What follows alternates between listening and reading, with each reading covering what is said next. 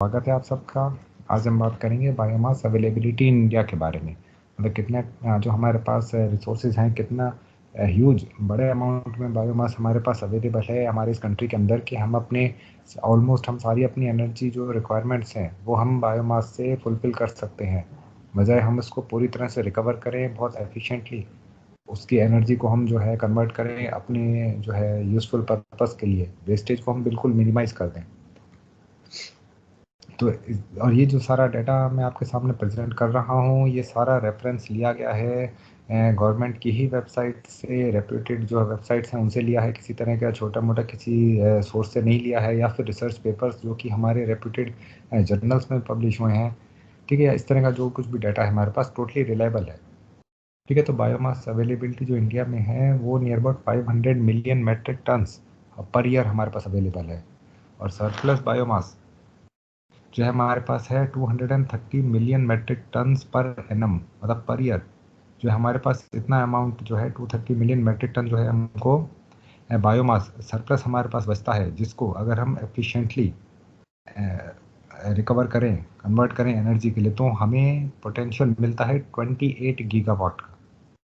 ठीक है, तो इस जो सरप्लस बायोमास के अंदर हम एग्रीकल्चर या फॉरेस्ट रेजिड्यूज इनको कंसिडर करते हैं। ठीक है, इसके बाद में हम जो है को जनरेशन, जो हमारी कंट्री की शुगर मिल्स हैं उसको अगर कंसिडर करें तो 14 गीगावाट ऑफ एनर्जी वो और हम अलग से हम रिकवर कर सकते हैं। तो 800 से भी ज़्यादा बायोमास पावर प्लांट्स हैं जो इंडिया में ऑपरेट कर रहे हैं, जिनमें बैगस एंड नॉन बैगस को जनरेशन प्रोजेक्ट्स। ठीक है, जिससे टोटल 10,170 मेगावाट कैपेसिटी जो है हमें मिल रही है, हम उस पावर को ग्रिड में फीड कर सकते हैं।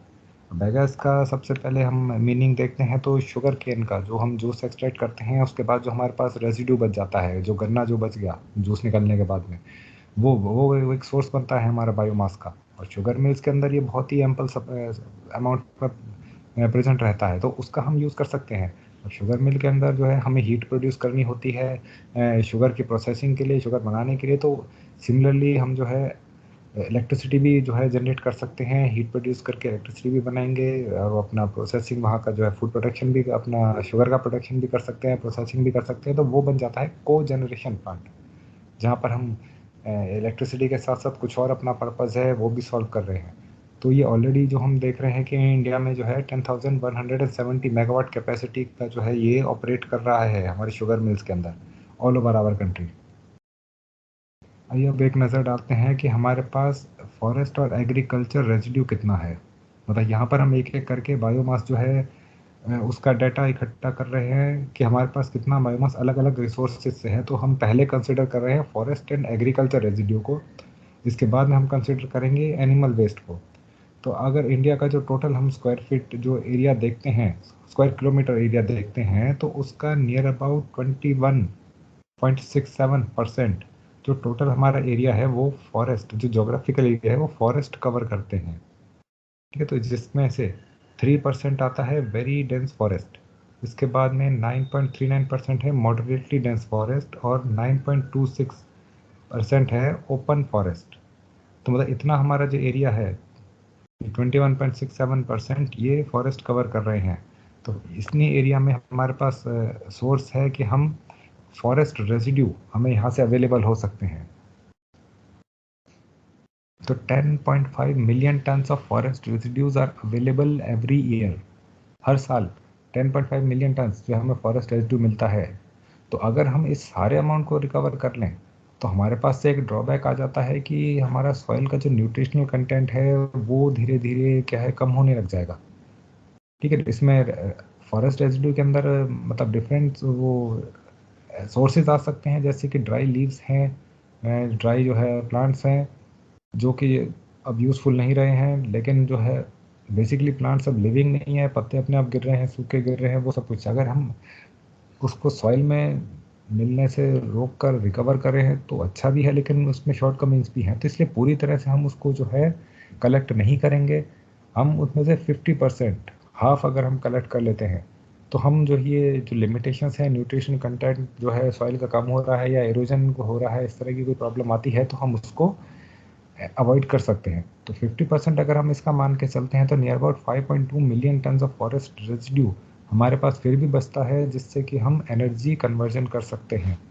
लेकिन ऐसा नहीं है कि यहाँ पर ये सब जो फॉरेस्ट रेजिड्यू हम कलेक्ट कर लेते हैं उसके बाद में जो है हम उसको फॉरेस्ट के ऊपर जो है मॉनिटरिंग ख़त्म कर देते हैं, तो ये भी एडवाइजेबल नहीं है। हमें मॉनिटरिंग रखनी पड़ती है। अगर हम देखते हैं कि वहाँ पे जो है धीरे धीरे जो है सॉइल का कंटेंट क्या न्यूट्रिशनल कंटेंट कम हो रहा है, तो हमें उसकी फर्टिलिटी को बढ़ाना होगा, कुछ हमें अलग से प्रोवाइड करना पड़ेगा कि ताकि उनका जो नेचुरल जो है सॉइल के जो कंटेंट्स हैं, जो क्वालिटी है, वो ख़राब ना हो।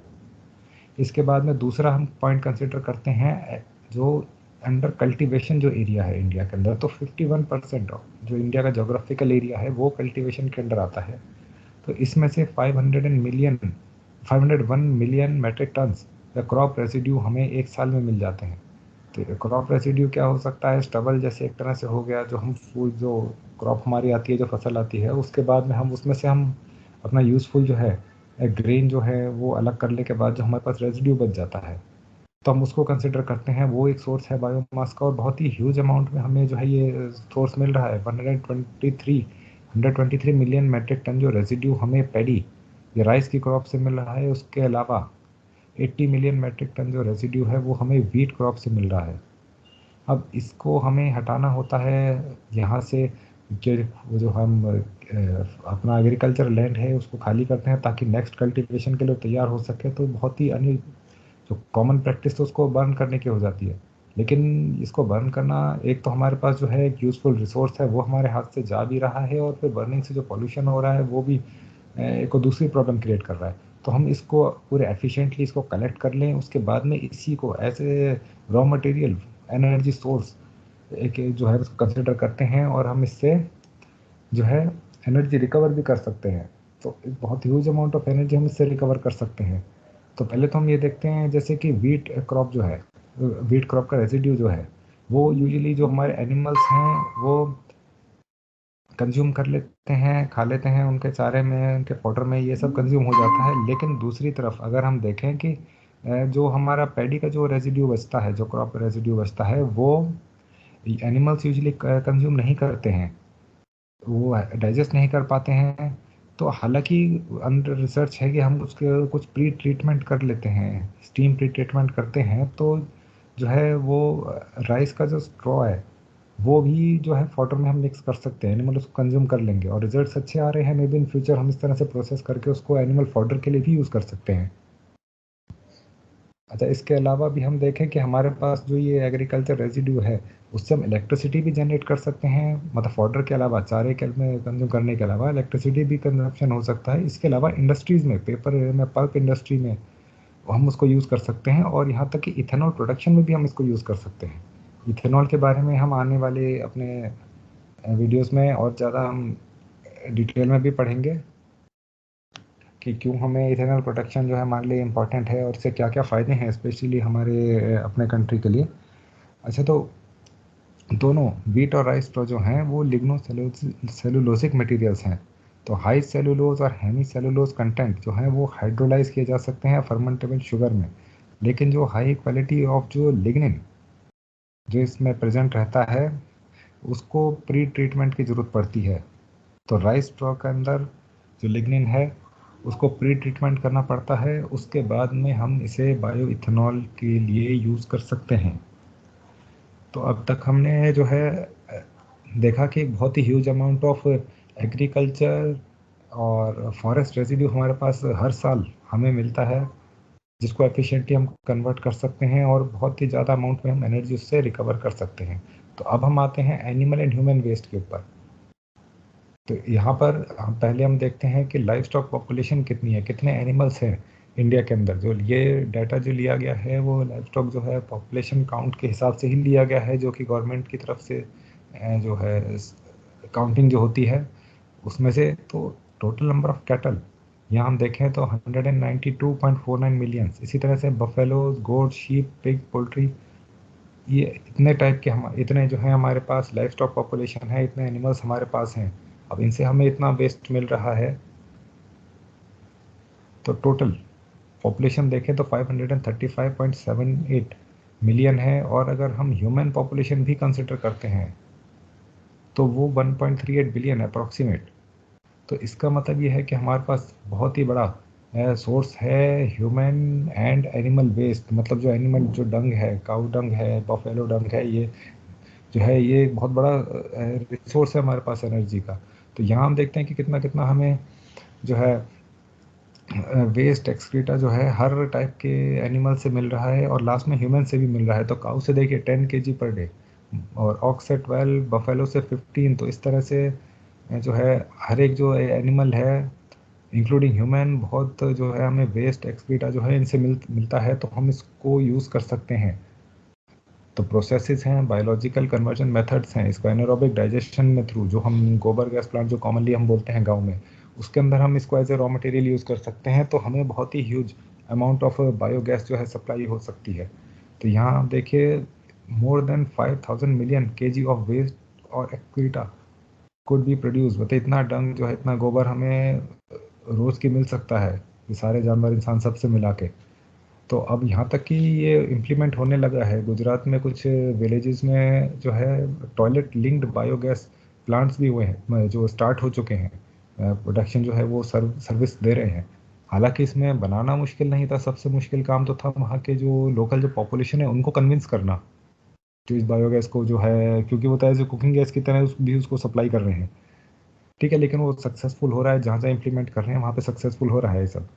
तो अब इसमें कुछ एक शॉर्टकमिंग्स अगर हम देखें तो बायोगैस प्रोडक्शन के लिए जो कार्बन टू नाइट्रोजन रेशो है वो ह्यूमन वेस्ट में, ह्यूमन एक्सक्रीटा में कम होता है, 6 to 10 है।